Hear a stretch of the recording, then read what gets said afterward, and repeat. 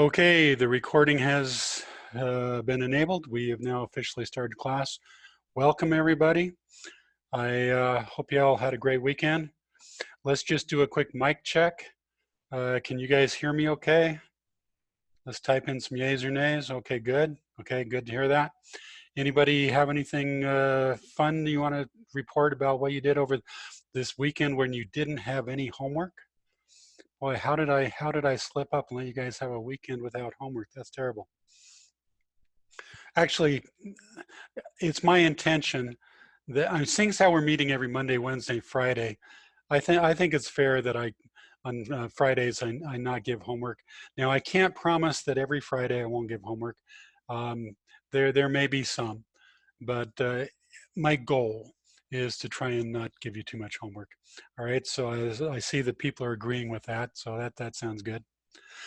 Okay, let's get on then. So we don't have any homework to talk about from last time, but we do have a few things we do need to talk about.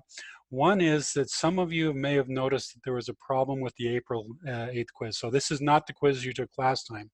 This was the quick quiz you took prior to that. When I had first set up the quiz, I had marked the wrong answer.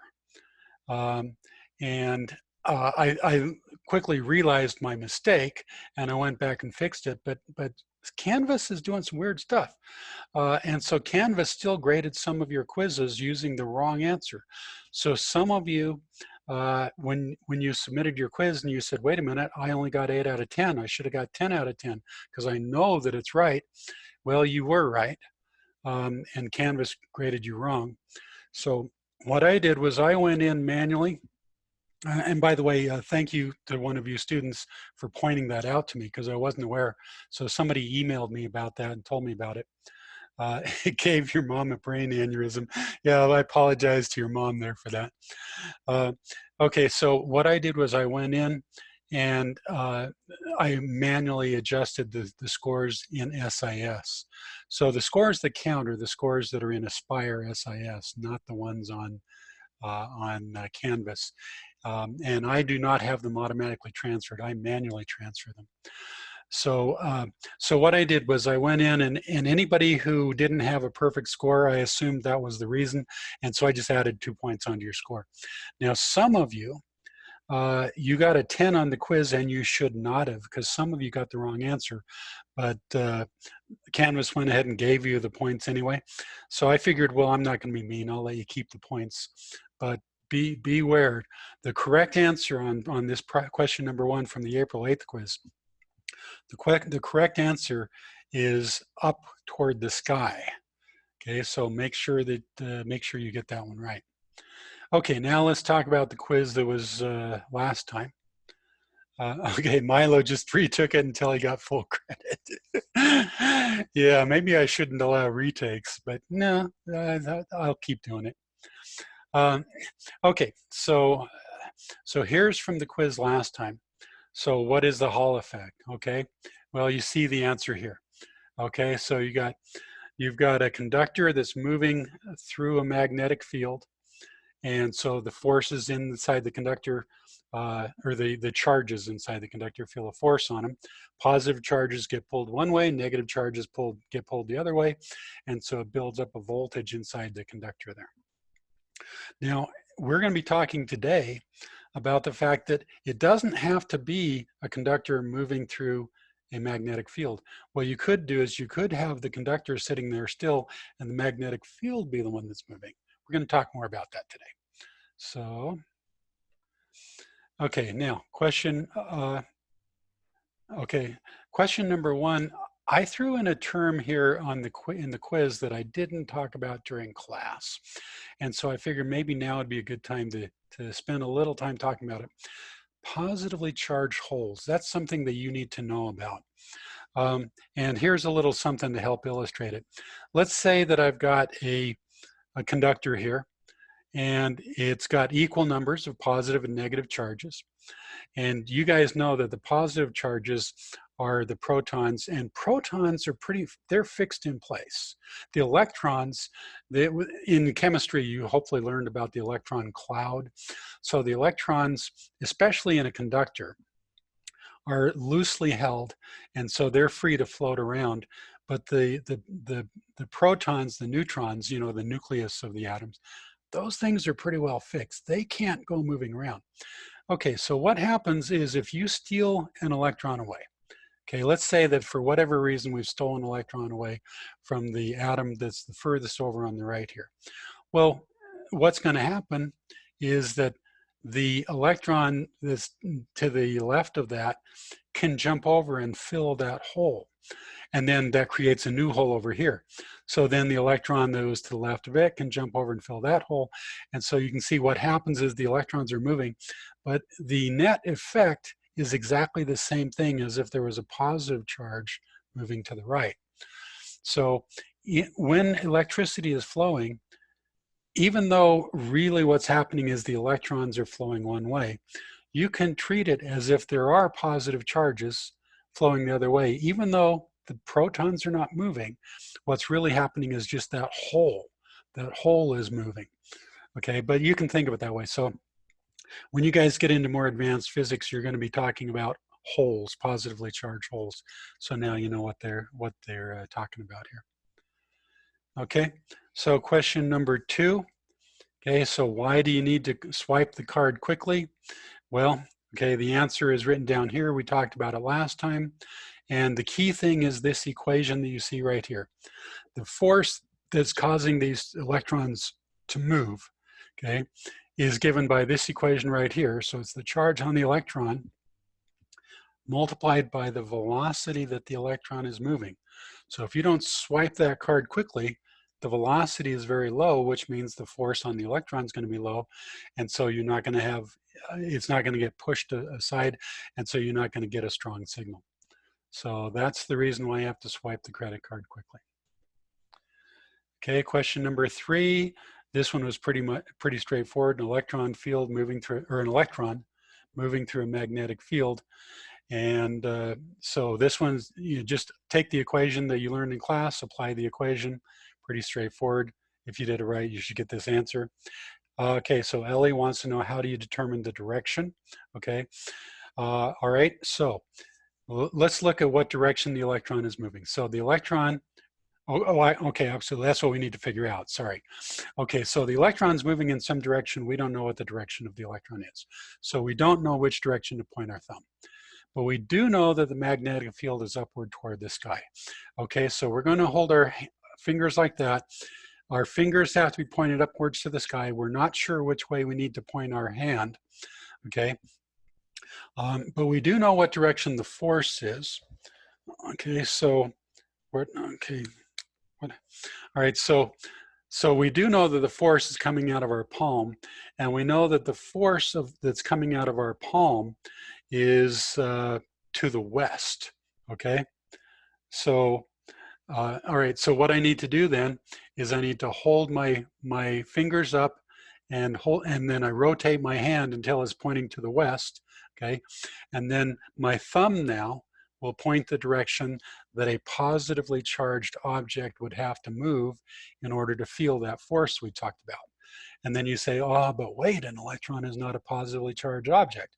Well, that's okay. Once you know the direction of the positively charged object, you know the electron is going to be the opposite of that. Or another way that you can deal with it is if it's a negatively charged electron, or it's a negatively charged object, instead of using your right hand, use your left hand, okay? So fingers pointing straight up, thumb, we don't know what direction it's going, but we do know that our palm is pointing to the west. So we adjust it until it's going to the west, and then we see, okay, our thumb, in order for that to work out, our thumb has to be pointing to the north. Okay, does that answer everybody's questions there? Okay. How do you know that the palm is pointing to the west? Well, because that's what the problem says, okay? If you look right up here, it says the resulting magnetic force on the electron is this number of newtons, and it's to the west. So the problem tells us that it's to the west. That's how we know. Okay, now I see a couple other questions have popped up here. And so Jaren is worried. Jaren, are you saying that I made a mistake here? You're saying that it rounds up? Yes, it comes up. Oh, no. Oh, okay. Hang on. Let me get out my calculator. Okay, so the magnetic force, we know that.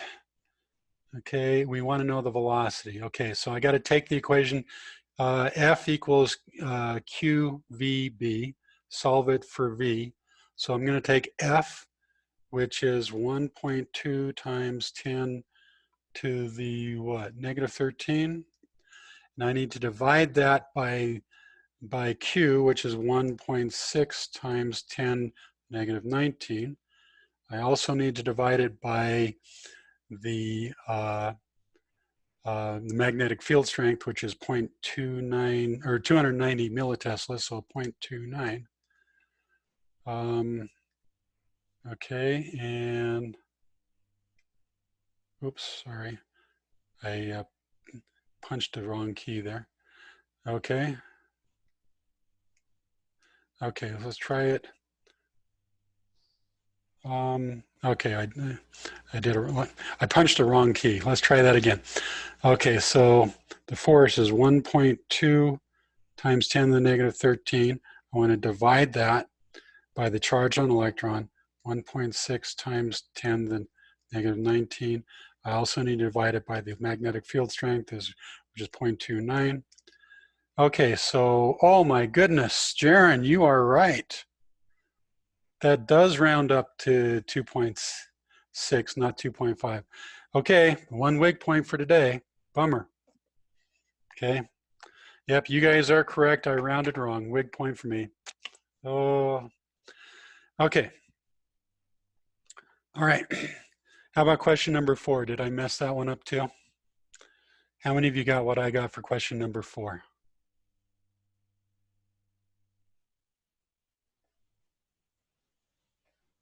Okay.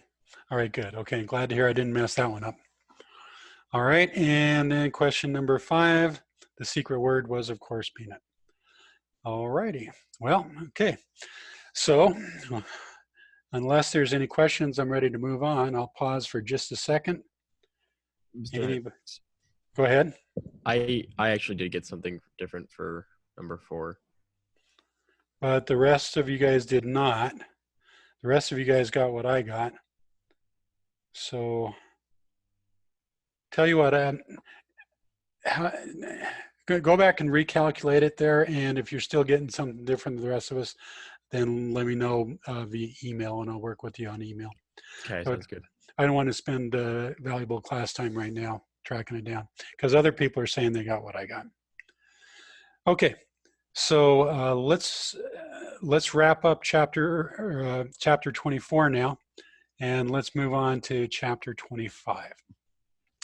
So the subject of chapter 25 is electromagnetic induction. Okay, and we'll find out in just a second what they mean by that. Okay, but first, maybe a little review would be helpful. So let's remember the Hall effect sensor.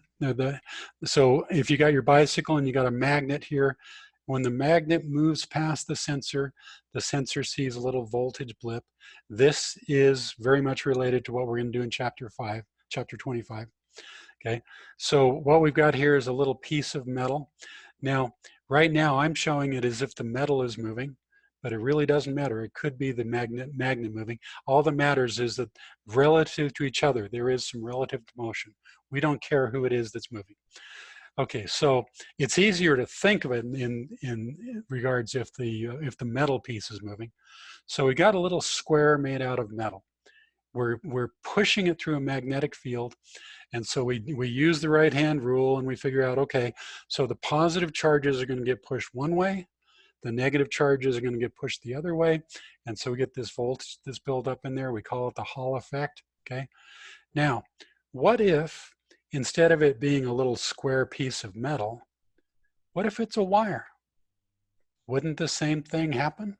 Okay, if I take this wire right here and I force it through here, I grab onto the wire and I push it through, I'm forcing it to go through this magnetic field.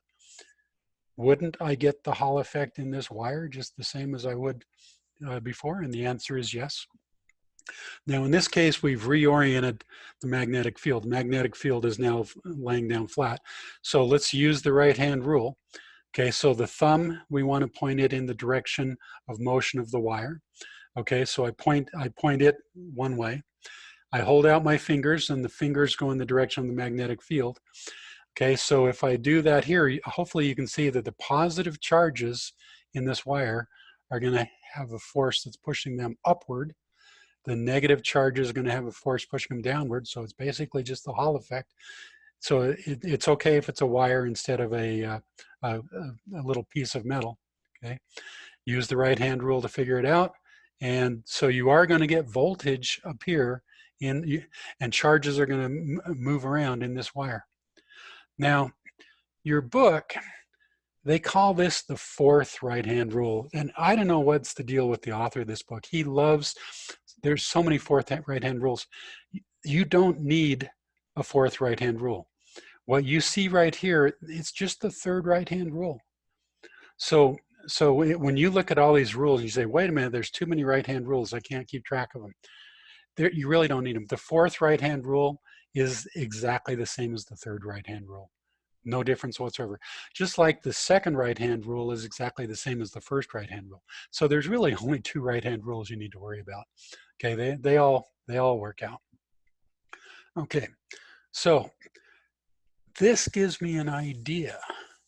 Okay, remember the motor we talked about last time? Okay, so what we did with the motor here was we took a battery and we hooked that up in a way so the current was flowing through this loop here. And because current was flowing through the loop, it felt a force and it caused the loop to twist. Now we had to get creative with the commutator here, because if we didn't get creative, what would happen is it would just flip and then it would stop. But if we get creative with the commutator, we can make it so that it flips so that the current flows one way and it flips to halfway. And then because of our trick with the split commutator, the current then flows the other direction. And so it makes it so that the motor just keeps on turning. Okay, but what if I take away the battery? Okay, and so now, and I'm going to put a light bulb there for a reason that you're going to find out in just a minute. But for right now, don't worry about that. So I've taken away the battery. So current is no longer flowing through here. Okay, but now what I'm going to do is I'm going to hook on a handle. So this terrible illustration here is intended to be a handle. Okay, so imagine I've got a crank with the handle on the end, and so what I'm going to do is I'm going to crank this thing. I'm going to grab onto the handle right here. So what I'm going to do is I'm going to force the loop to move. So previously when we did this, the electricity flowing through it is what caused the loop to move. But now that's not the case. I've taken the battery away. So I am the one who's forcing the loop to move. Well, think about what we just said. If this little piece of wire is moving through a magnetic field, it's going to cause the charges to move, okay? And the other one here is going to cause it to move too. So what I've done is I've just taken this motor and I have turned it into a generator, okay? So a motor and a generator are fundamentally exactly the same thing. If you were to take a motor apart and you were to take a generator apart and you look inside, they're the same. It's just that with a generator, you've got a handle on there so that you're the one that's causing it to turn. And with the motor, you don't have the handle. The battery is what causes it to turn. But a motor and a generator are fundamentally exactly the same on the inside. Now, I did say fundamentally the same. Now, in reality, if you took a motor apart and a generator apart, you would see subtle little differences just because the motor is optimized in a way that makes it be a better motor, and a generator is optimized in a slightly different way that makes it be a better generator. But they're minor technicalities. Don't worry about them. Fundamentally, they are exactly the same. And in fact, if we were back in my classroom right now, one demo that I would do for you is I would take a motor, I would hook it up to a battery, and you would all verify that it's running. And then I would take away the battery and I would hook on a handle exactly like I've tried to illustrate here.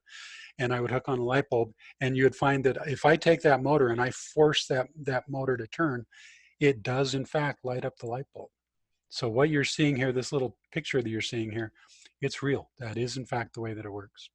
Okay, and so you could call the effect here the Hall effect if you want, but generally we call it magnetic induction is what is the official term for it. So we're inducing the electric field. We're inducing the current. Okay, so let me go back up here. So what you're looking at right now, this is the DC motor.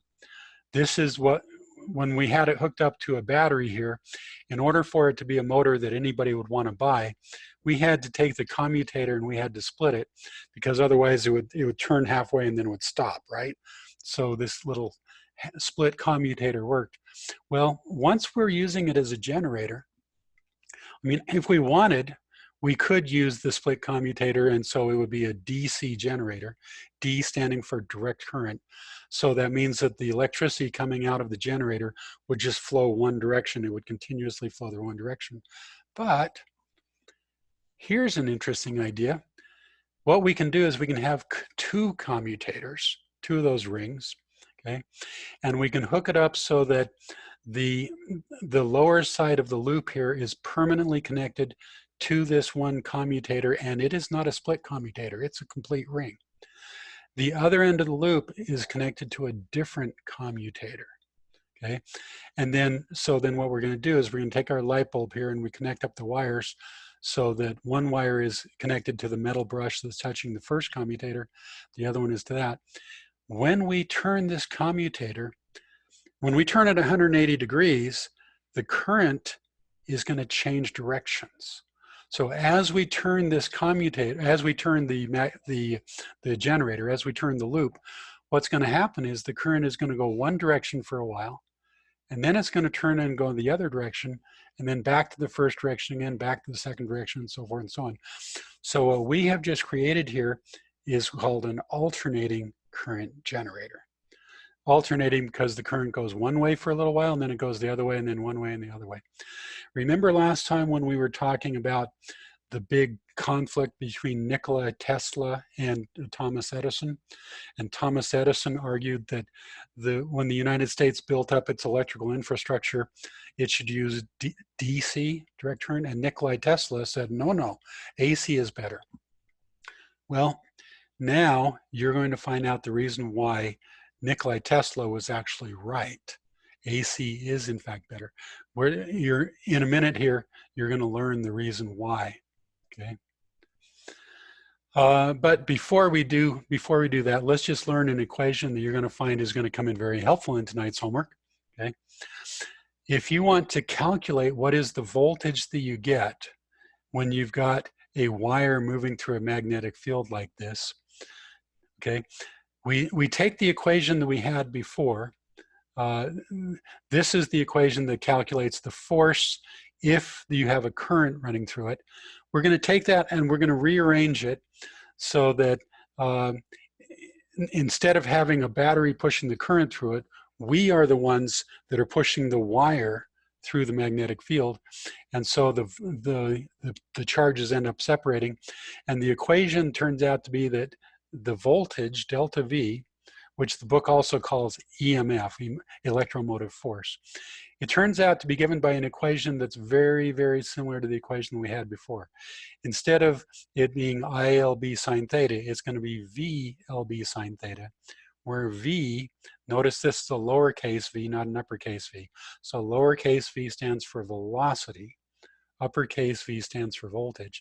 So the velocity at which we're pushing this wire through the field multiplied by L, which is the length of the wire that's inside the field. So don't count the wire that's outside the field, only count the wire that's inside the magnetic field. So that length is L. B is the strength of the magnetic field.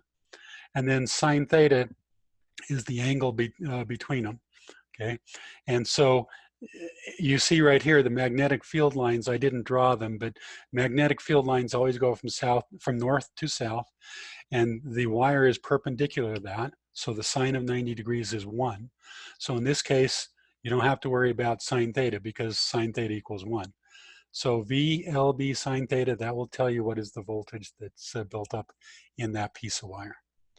So I think you'll find that'll come in handy in tonight's homework. Okay. All right. Now the direction that it's pushing is important because if the wire is moving up through the magnetic field, it's going to cause the current to flow the way that you see right here. The little arrow that I've got right here. So that shows the current is going to flow through right here. And so if you measure the voltage, you're going to have plus on this side, minus on this side, and you're going to get a certain voltage. Take that same wire and instead of pushing it upwards, you push it downwards through the same magnetic field, the current is going to flow the exact opposite way.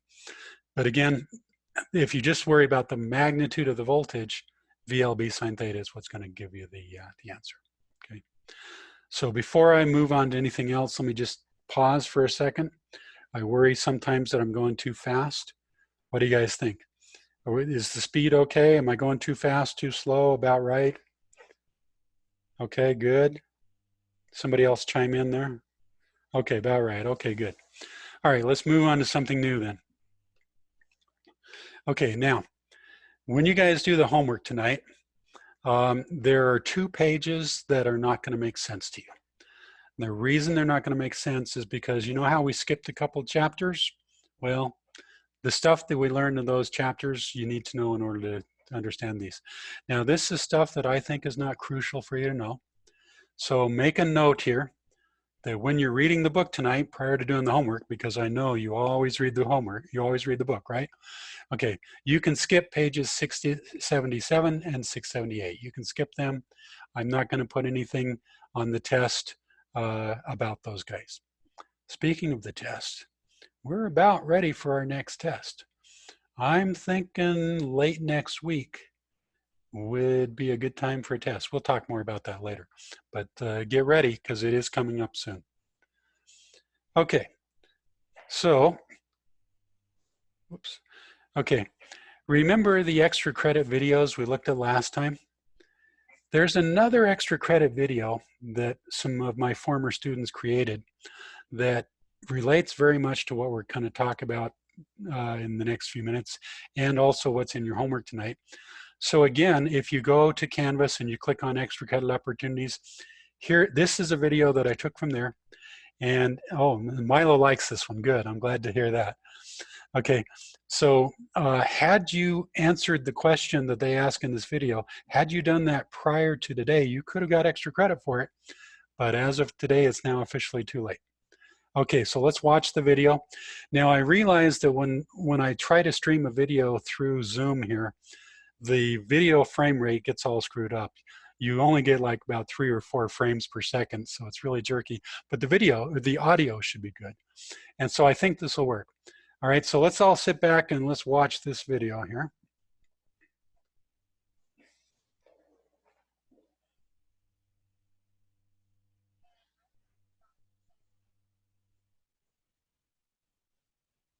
PVC is plastic. Okay, it fell through pretty fast.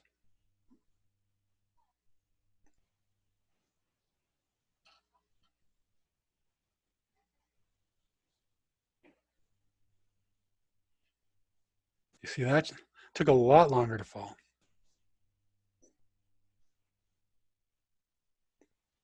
Look at that. You see how slowly it's falling?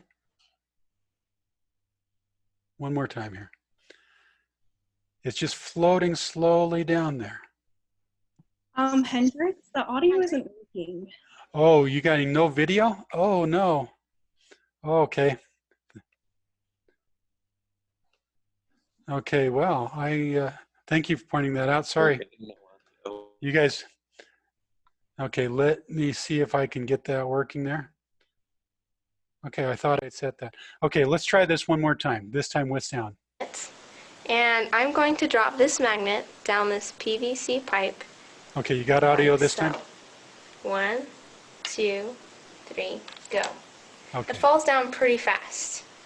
But when we use a copper pipe, it's not magnetic.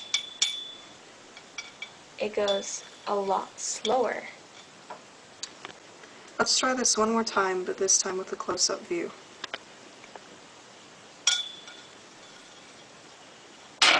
And you see how slowly it fell through there?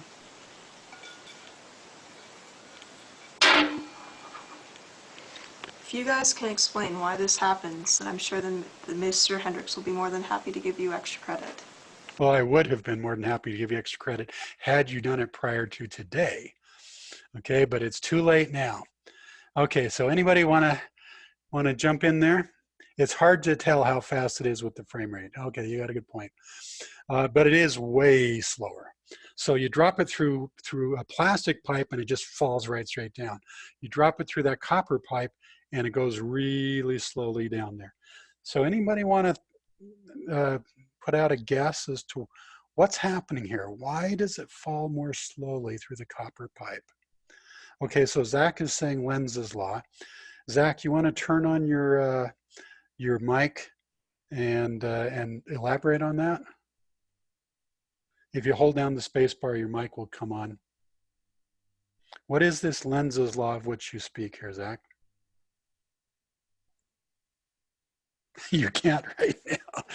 Okay. All right. Well, I will then. Okay. So it is in fact Lenz's law. And so when you read the book, when you get to section 25.2, you'll see they talk a lot about Lenz's law here. Okay. But let me just show you something that will hopefully help you to understand it. Okay. So quick review. If you have a magnet and the charge is moving past it, the charge feels a force. Everybody agrees with that right now? Yay? Okay, I'll assume the answer is yes. And then as I said a few minutes ago, it doesn't matter who's moving. You know, what you see here is a stationary magnet and a moving charge, but it could be the other way around. Okay, so what's the difference? Well, I claim there's none, so let's see what happens. So what you see here is a charged particle sitting there, not moving, not bothering anybody, just minding his own business. No magnets anywhere around, so he doesn't feel any magnetic field lines, okay? But a magnet is approaching. Now, the magnet's still pretty far away, but it is starting to approach. So this charge he's starting to feel some magnetic field lines that he didn't feel before, okay? The magnet's getting closer. So the magnetic field lines are getting stronger still, okay? Now, the magnet's really close, so the magnetic field lines are now really strong. So this charge who's just sitting there not moving, okay, what he's feeling is the magnetic field around him is building up, okay? And as we talked about before, the force that he's going to feel is exactly the same as if he was the one that was moving and the magnet was the one that was at rest. So when we put in the equation F equals QVB, the velocity it doesn't matter if it's the velocity of the magnet or the velocity of the charge, the velocity is the same. So if this charge is just sitting there and he feels a magnetic field build up, he's going to experience a force, okay? So here we have the magnet. Here we have the copper tube. Now in this case, what they've done is they've taken a tube and they've wrapped wire around it. But if it's a copper tube, copper is a good conductor, so you don't really need the wire around it. But you know, let's say you take a roll of cardboard tube and wrap wire around it. Okay, so so inside that wire there are a bunch of electrical charges just sitting there, not bothering anybody, minding their own business. And here comes this magnet, and this magnet is falling downward through the tube. And so these charges here, at first they don't feel any magnetic field, but then they notice the magnetic field is getting stronger and stronger and stronger. So they are going to feel a force, and that force is going to push them through the wire. Or if it's a copper tube, you don't need any wire because copper is conductive. So those magnetic charges, or those electric charges, they're gonna start spinning around the tube. And so what happens when you have charges moving? They build up a magnetic field. So these green lines that you see down right here, these green lines, those are the magnetic field lines that come because the charges are moving. Because Remember, what is magnetic field?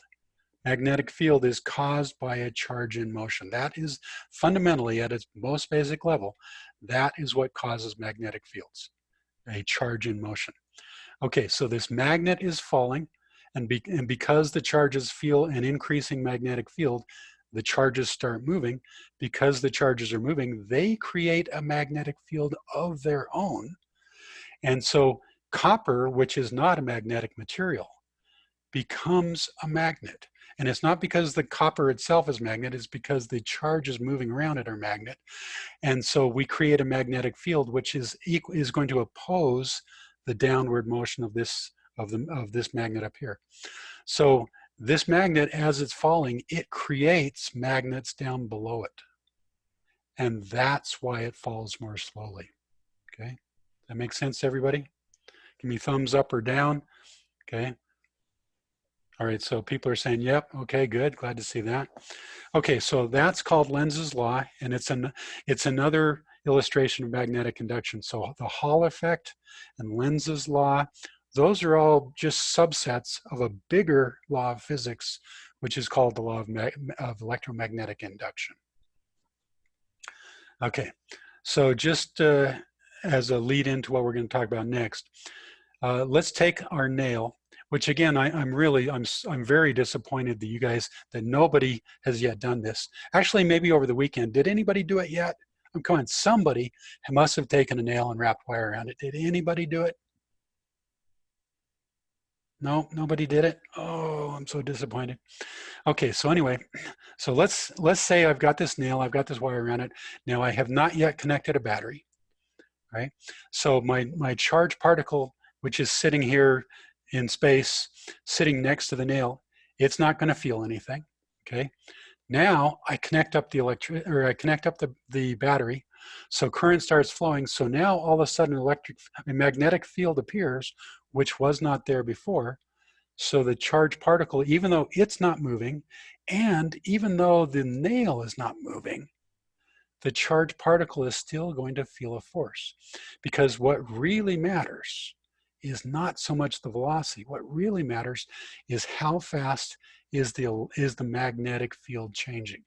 So if you've got a region of space where there was no magnetic field, and then a magnetic field pops into existence, even though the charge isn't moving, even though the nail isn't moving, what's happening is a magnetic field is appearing that wasn't there before. That charge is going to feel a force. Okay, so this is magnetic induction. Well, that's the key to how transformers work. Right? So, and this is the key to why alternating current is better than direct current. And this is the reason why the electricity that comes out of your wall socket is alternating, not direct. So Josh is saying robots in disguise. Yeah, pretty much everything in this world is robots in disguise, right? Okay, so let's see how it works.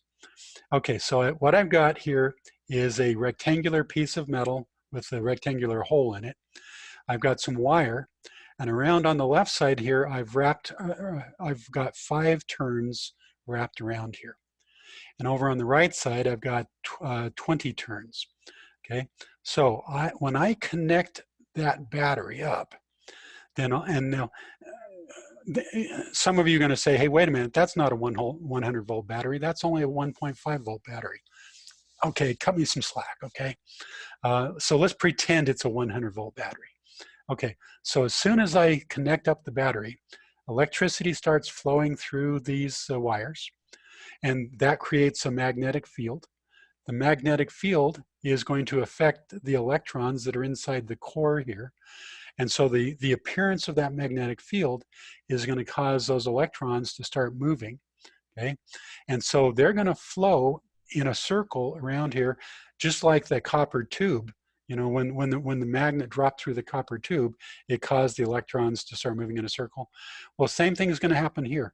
The sudden appearance of this magnetic field is going to cause electrons to flow through here. What's going to happen over on this side? Here is where it gets interesting. So if I've got electrons moving, what do moving electrons create? A magnetic field. Okay, so over on this side, which is what we call the secondary side of the transformer, The fact that we've got electrons moving through here, that creates a magnetic field. And so the sudden appearance of a magnetic field over on this side is going to cause the electrons in the wire here to feel a voltage. They're going to feel a force pushing them one way. But now here's where it gets interesting. I have a lot more turns over here than I did over there. On the right side of this transformer, I've got 20 turns. So each one of these coils, each one of these turns feels the same effect, but they add up. So what's going to happen is that the voltage that comes out on the secondary side is going to be 4 times greater than the voltage was on this side, because there's 4 times as many turns. Over on the right side, I got 20 turns. Over on the left side, I got 5 turns. So what started out as 100 volts over here becomes 400 volts over on this side. Okay, does that make sense to everybody? Again, I want to make sure that I'm not going so fast I lose you. So give me some thumbs up or thumbs downs here. Okay, so people are saying that makes sense. Okay, good, glad to see that. Okay, but now, this is just a momentary thing, okay? When the current suddenly appears, or when the magnetic, so when this current appears that wasn't there before, it creates a magnetic field that wasn't there before. The sudden appearance of that magnetic field causes the electrons to flow, but it's just a momentary pulse. Because if I leave everything hooked up, so electricity is now flowing through here just like it was before, but the magnetic field is constant. So inside this core over here, there is a magnetic field, but it's a constant magnetic field. So what's going to happen to the electrons that are in the metal here? The electrons are feeling a magnet, or they're immersed in a magnetic field, but the magnetic field is not changing. And nobody's moving. The electron's not moving. The transformer's not moving. So that momentary burst of electron movement, it goes away. We only see the burst at that instant when the electricity here first turned on. Okay, so I want to somehow continuously get output from over here. What I'm going to have to do is I'm going to have to flip the battery upside down again. Okay, so when I flip it upside down. When I flip the battery upside down, the electrons are now going to, the magnetic field all of a sudden switches, which causes the electrons in the core here to go the opposite direction. Okay, and so now, so I get a burst going the other direction. But again, if I stop, if I leave it like that, it's just going to be a momentary burst. So what I need to do if I want to get power coming out the other end is I need to continually flap. I need this thing to go from up to down to up to down. So I have to continuously flip this battery back and forth. And as long as I continuously flip this battery back and forth, I will get voltage out the secondary side. But as soon as I stop flipping it, the voltage out the secondary side goes away. So you can see transformers only work if you have alternating current. They do not work with direct current. And luckily, it turns out that it's very easy to make an alternating current generator. Remember a couple slides back when I talked about the generator, if I take the motor and replace the commutator with 2 of those rings rather than just 1, and I hook them up right, and when I turn the crank on that generator, I just naturally get a nice alternating current, which is the perfect input to my transformer here. Okay. All right. Okay. So hopefully you guys now understand how transformers work, and you understand that a transformer is only going to work if you have fluctuating current, also known as alternating current. Transformers do not work if you have direct current. Okay. All right. So Milo says, behold, alternating current. Yes, yay for alternating current. Okay. Now, in your homework tonight, there's an equation that you're going to find comes in very handy. It's an equation that was derived in one of the chapters that we skipped. but we're going to need it in tonight's homework. It's really important. Okay, so I'm going to take a minute and I'm going to derive this equation. And so you know what that means, right? What should every one of you guys be doing right now? You should be getting out your notebooks, turn to a new page in your notebook, because we're going to derive a very, very important equation. Okay, so up at the top, on the left side of the page, I want you to write power equals work divided by time. That is not anything new. I'm trusting you guys say, oh yeah, I remember that. Yeah, it's been a couple months, but yep, I remember. That's the definition of power. In fact, instead of having an equal sign, I really should have put 3 vertical lines here, because power is defined as work divided by time. Okay, over on the right side of your page, I want you to write that voltage equals work over charge. But again, let's not make that an equal sign. Let's make it let's do 3 vertical lines, because voltage is not just equal to work over charge. Voltage is defined as work over charge. Okay, so we're going to start with these 2 definitions. All right, next thing I'm going to do is I'm just going to rearrange them. So over on the left side here, I've multiplied both sides by time. So I've moved time over here. So now over on the left side of my equal sign, I have power times time equals work. And I've done something very, very similar over on this side. I've multiplied both sides of the equation by charge. So I have voltage times charge equals work. And I trust you can guess what's going to happen next, because over here I've got something equals work, and over here I have something else equals work. So what do I know about those 2 somethings? They must be equal to each other. Okay? So that means that if I take the power that this transformer is putting out, I mean, it doesn't have to be electrical, it could be mechanical power, any kind of power, but especially in this case where we have an electrical transformer. Okay, so power multiplied by time is equal to voltage multiplied by charge. Okay, I hope this is pretty straightforward. Nobody's going to argue with this. Okay, next, what I'm going to do is I'm going to divide by time. Okay, so I get power is equal to voltage times charge, and I put those guys in parentheses, and I divided it by time. But I hope you realize that I could have done those parentheses different if I wanted to. I could have moved the parentheses over here, because voltage times charge divided by time is the same thing as voltage times charge divided by time, right? Same thing, okay? And now I look at it and I say charge divided by time. That sounds familiar. Where have I seen that before? The amount of charge that passes by some point divided by the amount of time that it takes. Okay, well, charge is measured in coulombs. That's a true statement. Amps, yeah, Milo, you got that exactly right. Charge divided by time, that is current, okay, which is measured in amps. So what we have now is a very important formula that the power either into a transformer or out of a transformer, and it works the same way. The power is equal to the voltage divided by how much current is flowing through there.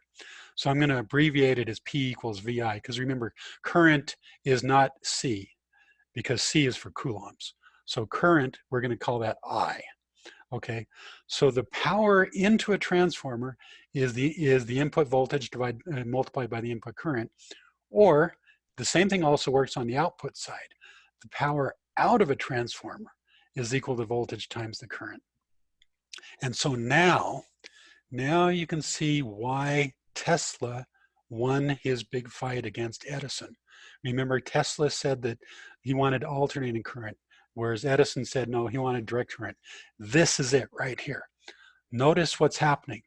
On the input side here, we have 100 volts, and if we have 10 amps of current flowing through there, we are putting 1,000 watts of power into the transformer.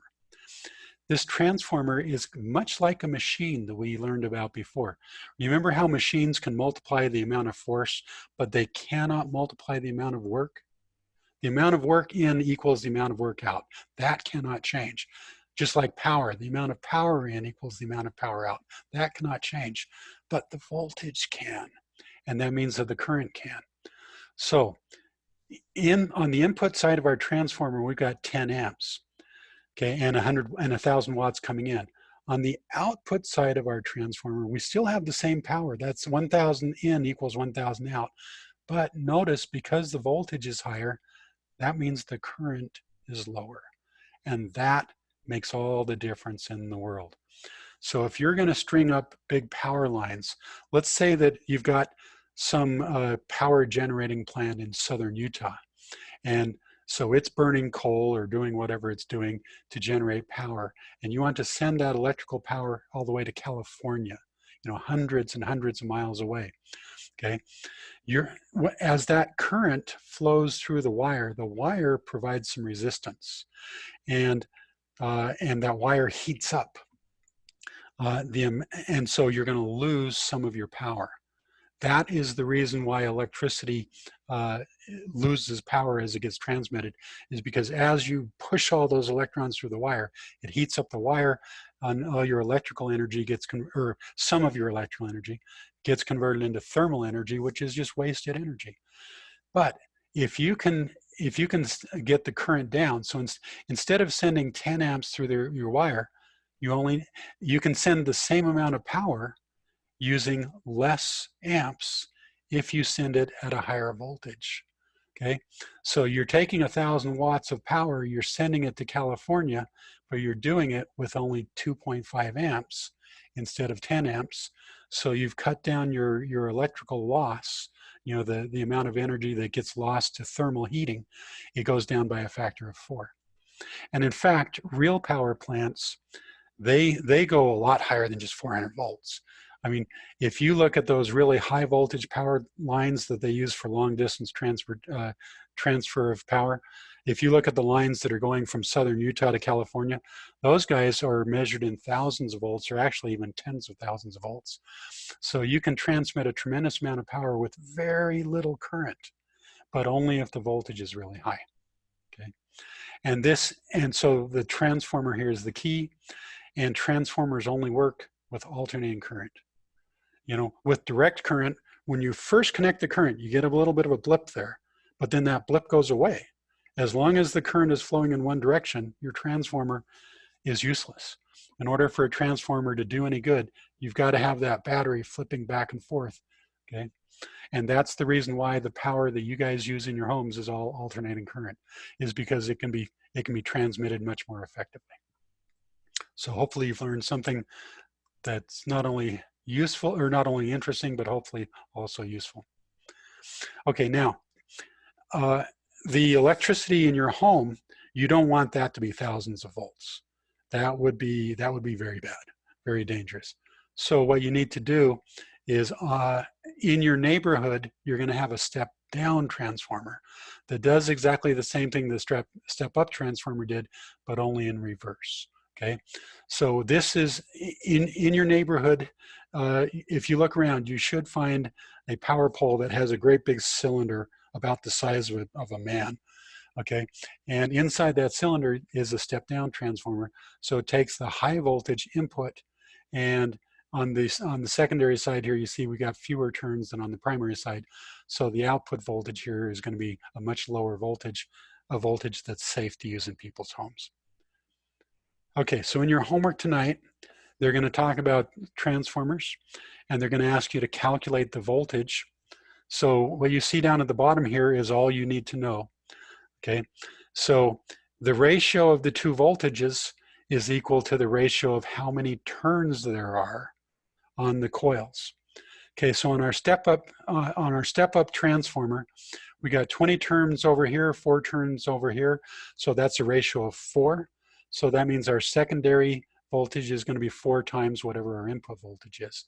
And then on the step down transformer, it works the same way.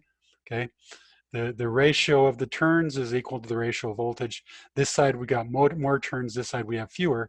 So that means our output voltage is going to be less, but it's going to be less by the ratio of how many turns. So you can see here we got 50 turns versus 10 turns. So that's a ratio of 5 in this case. All right, so any questions about that? Or thumbs up or thumbs down? Give me some sort of feedback just so I know that somebody's still out there.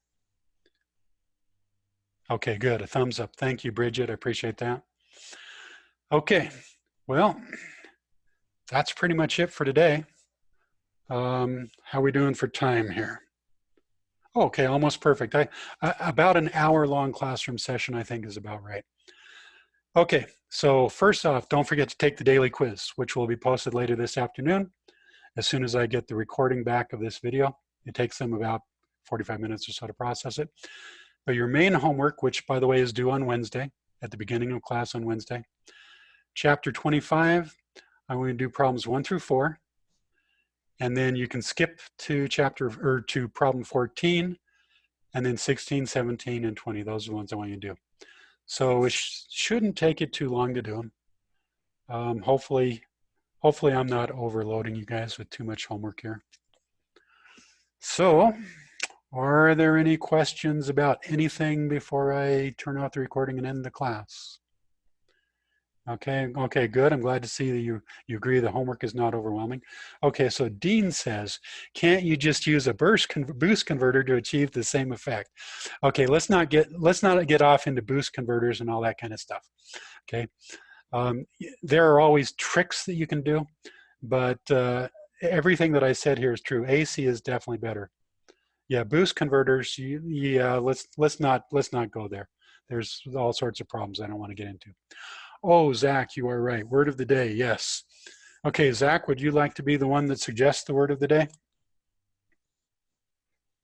Green goose?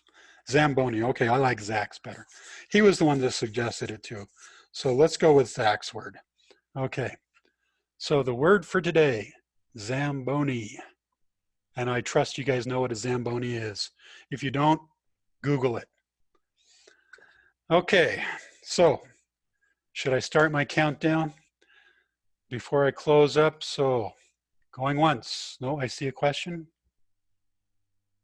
No, somebody's typing, but nope, nothing in. Okay, again, going once. Going twice. Sold. Okay, I'll stop the recording.